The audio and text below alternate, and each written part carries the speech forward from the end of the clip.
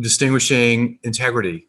So on this campus, we distinguish integrity in the following ways, right? So let's say we have two aspects of integrity. One is to be impeccable with your word, right? So we say that love is all there is. Love is what's true. Love will be here before us, and love was here before us and will be here after us. So if love is what's true, then in order for you to be impeccable with your word, it would actually literally have to come from love, right? So an aspect of integrity is to use word as a creator would use word to create, and have love be present in what you're creating. So use the power of your word for good, for love, right? To build yourself and others up, to make you stronger, to bring you home in love, to bring others home in love. The opposite of that would be using your word to promote fear. So, speaking fearfully, speaking of constantly speaking of what's wrong, complaining, all that sort of stuff would be literally using word against yourself and against others. If you're using word to diminish yourself or others, you're kind of playing for the other team. So one of the aspects we say about integrity is to be impeccable with your word. And so that's obvious from sort of in the outside world, like be impeccable with your word.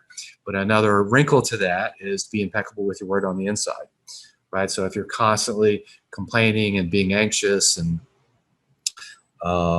entertaining dark, fearful, angry, anxious thoughts, then you're literally still using your word against yourself, right? And that's going to show up in your being, and it's going to show up out in the world and your relationships with other people, right? So it's not like something you should do. I'm not speaking like of a rigid rule or something. I'm just saying there's a certain power, a certain workability in being impeccable with your word, both externally and internally.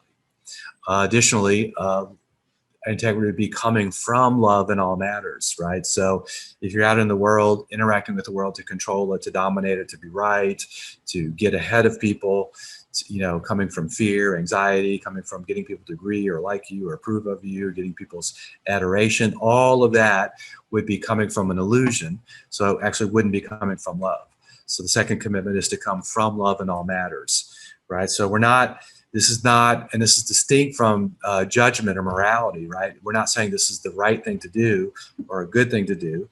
We're just simply saying that's what works. It really works in life if you choose to be someone who is impeccable with their word and chooses to come from love in all matters, right?